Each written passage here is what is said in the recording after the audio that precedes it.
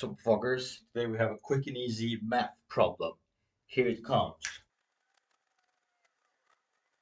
So, find all integer n's such that 3 to the power of n plus 2 to the power of n plus 3 to the power of n is divisible by 5.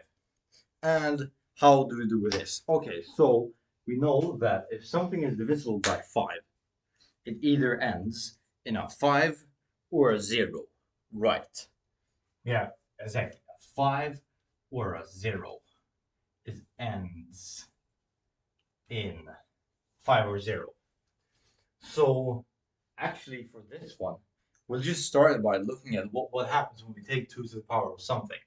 So here we have n, and we can have 2 to the power of n, and then 3 to the power of n, and we'll do a quick table.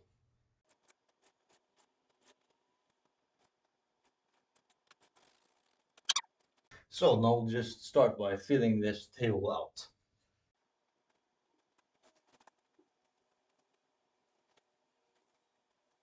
So now what we'll look at is just the last number in all of these. So we can just erase everything except that.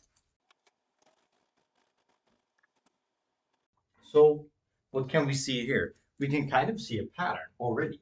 We have 2, 4, 8, 6.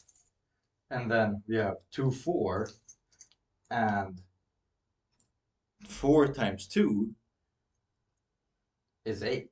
And we have 8. 8 times 2, that's 16, so it will end in a 6 again. And then the pattern will repeat. And it's also true for 3. We have 3, 9, 7, 1. And then it goes back again. 3, 9, 7, 1, and so forth. And we can absolutely prove this. So we can say that 3 to the power of n, because we have that 3 to the power of n plus 4 is has the same ending number as 3 to the power of n. So here 1 is 3 and 5 is also 3 and 2 is 9 and 6 is also 9. So 3 to the power of n plus 4. What is this? Well, it's 81. Sorry, 81 times 3 to the power of n, which in modulo 10 is 81. So it's just 80, which is 0 plus 1. So it's just 1 times 3 to the power of n. So that's done. And then for 2, it's a bit more complicated, but it still works. So 2, so this is the same as 16 times 2 to the power of n, yeah, which we can factor out another 2. This is given that n is well, yeah, one or greater. So we have that this is equal to 32 times 2 to the power of n minus 1. And this modulus 10 is 2 times 2 to the power of n minus 1, which is just 2 to the power of n. So we have concluded that the pattern will repeat basically for every 4n. So then we can just wait.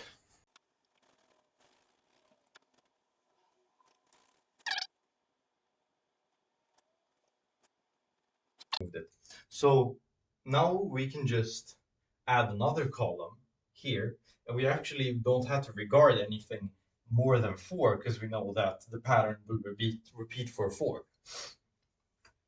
So I can add another row here, which is just this plus this. So here we can just add them, and we'll just look at the last number because that's all that's relevant.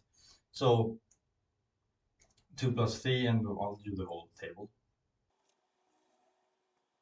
Yeah, so now we know So this pattern will repeat, so I can just keep those. This is 5 and that's 3, and then it's going to be 5, 7, 5, 3, 5, 7.